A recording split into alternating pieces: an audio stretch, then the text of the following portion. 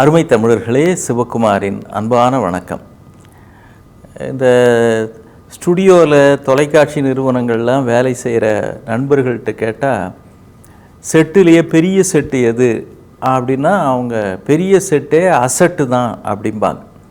அதாவது நம்ம போடுற செட்டுலாம் சும்மா கட்டிடலாம், ஆனால் சொத்து அப்படின்றமே அந்த செட்டு தான் பெரிய சொத்து, அசட்.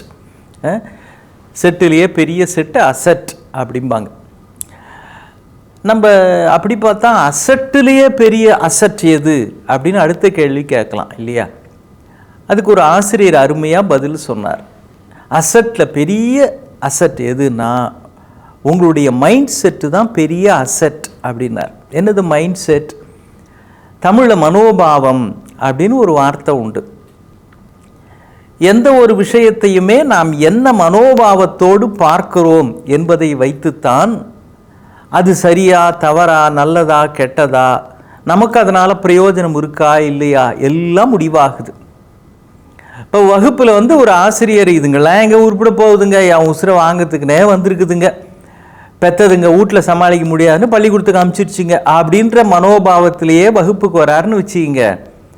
அவர் பிள்ளைங்க பேரில் அக்கறையோடு சொல்லித்தர முடியுமா?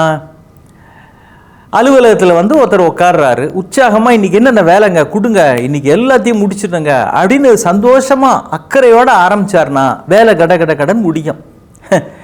என் தலையெழுத்து இந்த ஆள்கிட்ட மாட்டினேன், இது ஒரு ஆஃபீஸு, இங்கே நான் வேலை செய்வேன் இருக்குது, என் அறிவுக்கு நான் அமெரிக்காவில் இருக்கணும், போராத நேரம் இங்கே மாட்டிக்கிட்டேன், காலங்காத்தாலேயே இப்படிப்பட்ட மனோபாவத்தோடு வேலையை ஆரம்பிக்கிறாருன்னு வைங்க, அது விளங்குமா? அதான் இதுக்கு பேர் தான் மைண்ட் செட். எந்த விதமான மனோபாவத்தோடு ஒன்றை அணுகுகிறோம் அப்படிங்கிறது முக்கியம்.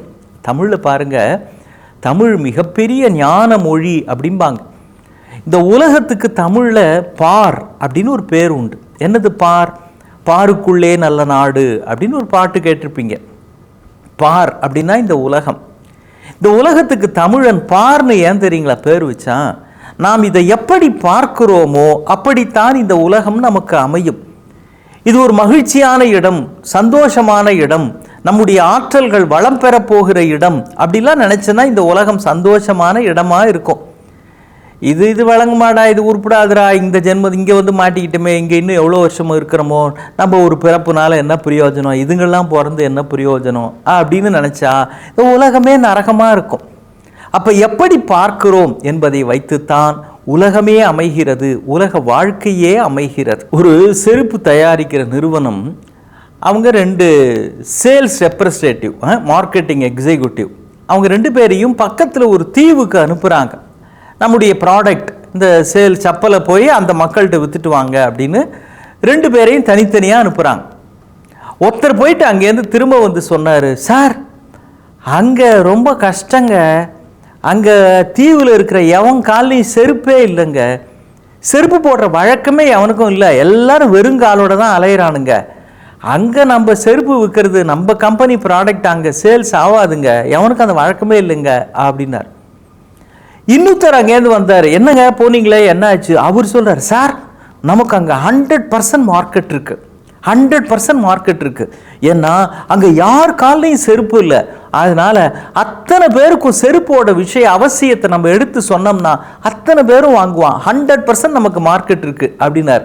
பாருங்கள், 2 பேரும் ஒரே தீவுக்கு தான் போனாங்க, 2 பேரும் ஒரே இடத்த தான் பார்த்தாங்க, ஆனால் ஒருத்தருக்கு அங்கே எந்த பிரயோஜனமும் இல்லை, மார்க்கெட்டே இல்லைங்கிறார். இன்னொருத்தர் 100% மார்க்கெட் இருக்குது. இதுதான் மைண்ட் செட், மனோபாவம். எப்படி பார்க்கிறோம் என்பதை வைத்துத்தான் நம்முடைய வளர்ச்சியும் முயற்சியும் அமைகிறது. பார்க்க தெரிந்தால் பாதை தெரியும், பாதை தெரிந்தால் பயணம் தொடரும் அப்படின்னு கவியரசர் கண்ணதாசனுடைய பழைய திரைப்பட பாடல் உண்டு. வாழ நினைத்தால் வாழலாம், வழியாயில்லை பூமியில் அப்படின்ற பாடலில் வரக்கூடிய வரிகள் இது. எந்த ஒரு விஷயத்தையுமே நாம் எப்படி உள்வாங்கிக் கொள்கிறோம் அப்படின்றத பொறுத்து தான் நம்முடைய மகிழ்ச்சியும் மனநிலையுமே அமைகிறது. ஆப்ரஹாம் லிங்கன் அவர் அமெரிக்க ஜனாதிபதியாக இருக்கிறப்போ எதிர்கட்சியிலிருந்து ஒருவர் எழுந்திருந்து ஒரு கேள்வி கேட்கிறார். அவர் பேசிக்கிட்டே இருக்கிறப்போ ஆப்ரஹாம் லிங்கனை பார்த்து ஒரு வார்த்தை சொல்கிறார், மிஸ்டர் லிங்கன், உங்கள் அப்பா தைச்சு கொடுத்த செருப்பு தான் இன்னமும் என் காலில் இருக்குது. உங்களுக்கு தெரியுமா, நான் போட்டிருக்கிற செருப்பு உங்கள் அப்பா தைச்சி கொடுத்தது அப்படின்னாராம்.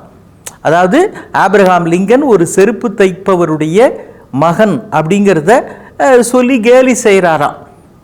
அதுக்காக சொல்கிறார், நான் போட்டிருக்கிற செருப்பு உங்கள் அப்பா தைச்சி கொடுத்த செருப்பு அப்படின்னு. அதுக்கு ஆபிரகாம் லிங்கன் ஒரு பதில் சொன்னாருங்க, ரொம்ப மகிழ்ச்சி.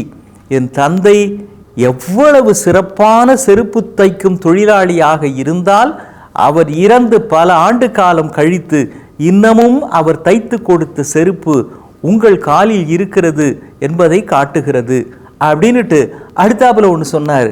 அது மட்டுமல்ல, எனக்கும் செருப்பு தைக்க தெரியும், ஒருவேளை அந்த செருப்பு பிய்ந்து போனால் என்னிடம் எடுத்து வாருங்கள், நான் அதை சரி செய்து கொடுக்கிறேன்னார்.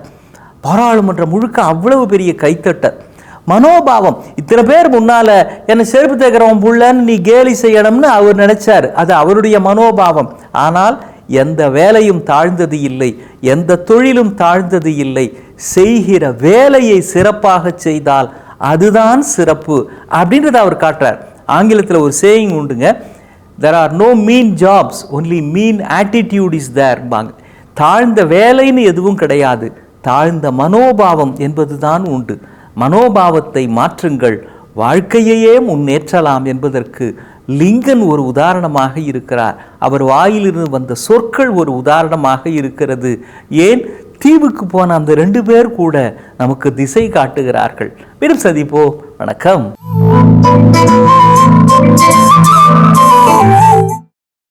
இன்னும் பல வீடியோக்களை காண சன் லைஃப் சேனலை சப்ஸ்கிரைப் பண்ணுங்க.